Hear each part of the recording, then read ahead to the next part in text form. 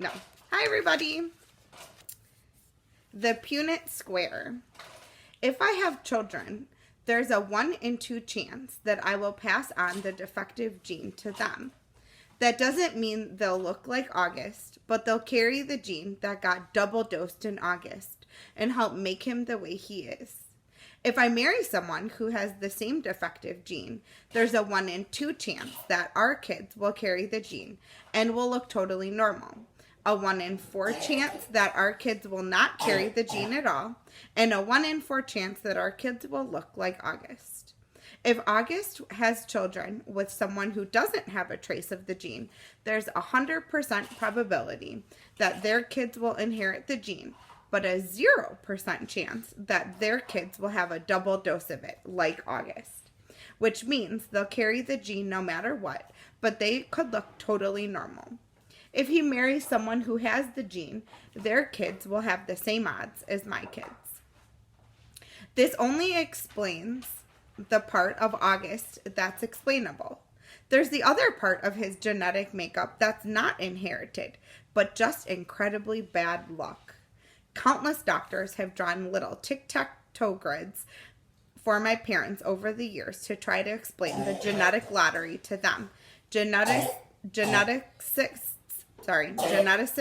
use these Punnett squares to determine inheritance, recessive and dominant genes, probabilities, and chance.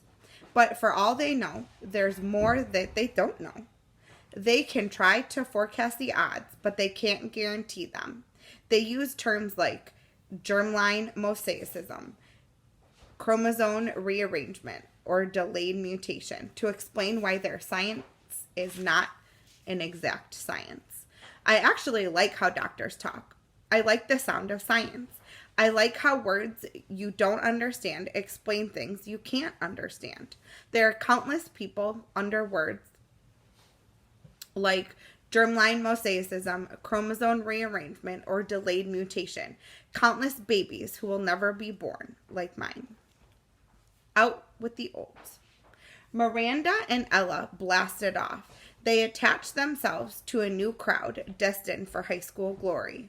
After a week of painful lunches, where all they would do was talk about people that didn't interest me, I decided to make a clean break for it. They asked no questions. I told no lies. We went our separate ways.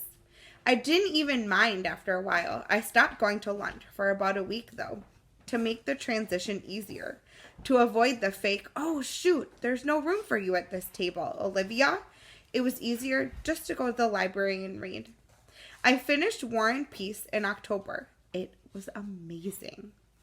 People think it's such a hard read, but it's really just a soap opera with lots of characters, people falling in love, fighting for love, dying for love. I want to be in love like that someday. I want my husband to love me the way Prince Andrei loved Natasha. I ended up hanging out with a girl named Eleanor, who I'd known from my days at PS 22, though we'd gone to different middle schools. Eleanor has always been really smart. A little bit of a crybaby back then, but nice. I never realized how funny she was. Not laugh out loud funny like daddy funny, but full of great quips. And she never knew how lighthearted I could be. Eleanor, I guess, had always been under the impression that I was very serious. And as it turns out, she never liked Miranda and Ella. She thought they were stuck up. I gained entry through Eleanor to the smart kids table at lunch. It was a larger group than I'd been accustomed to hanging out with, and a more diverse crowd. It included Eleanor's boyfriend, Kevin, who would definitely become class president someday. A few techie guys, girls like Eleanor, who were members of the yearbook committee and the debate club, and a quiet guy named Justin, who had small rounded glasses and played the violin, and I had an instant crush. When I'd see Miranda and Ella, who were now hanging out with the super popular set, we'd say, hey, what's up? And move on. Occasionally, Miranda would ask me how August was doing, and then she'd say, tell him I say hi. And I never did. Not to spite Miranda, but because August was in his own world these days. There were times at home when we never crossed paths. October 31st. Grands had died the night before Halloween. Since then, even though it's been 4 years, this has always been a sad time of year for me, for Mom too, though she doesn't always say it. Instead, she immerses herself in getting August's costume ready, since we all know Halloween is his favorite time of year. This year was no different. August really wanted to be a Star Wars character named Boba Fett, so Mom looked for Boba Fett costume in August's size, which strangely enough was out of stock everywhere. She went to every online store, found a few on eBay that were going for an outrageous amount, and finally ended up buying a Jango Fett costume, and then she converted into a Boba Fett costume by painting it green. I would say, all in all, she probably spent 2 weeks working on this stupid costume. And no, I won't mention the fact that Mom has never made any of my costumes, because it really has no bearing on anything at all. The morning of Halloween, I woke up thinking about Grands, which made me kind of sad and weepy. Dad kept telling me to hurry up and get dressed, which kind of stressed me out even more.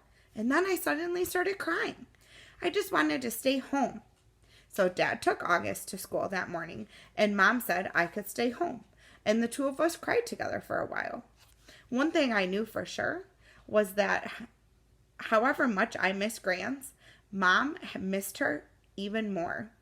All those times August was clinging to life after a surgery, all those rush trips to the ER, Grands was always there for Mom. It felt good to cry with Mom.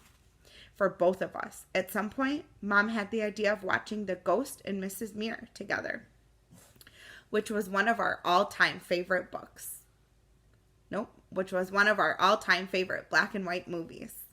I agreed that was a great idea. I think I probably would have used this weeping session as an opportunity to tell Mom everything that was going on at school with Miranda and Ella.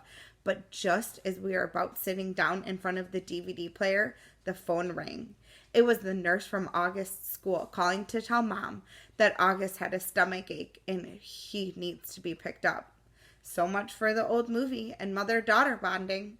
Mom picked August up at the moment he came home. He went straight to the bedroom and bathroom and threw up. Mom took his temperature, brought him some hot tea, and assumed August's mom roll again. Via's mom, who had come out for a little while, was put away. I understand, though. August was in bad shape. Neither one of us asked him why he had worn his Bleeding Scream costume to school instead of the Boba Fett costume Mom had made for him. If it annoyed Mom to see the costume she had worked on for 2 weeks tossed on the floor unused, she didn't show it.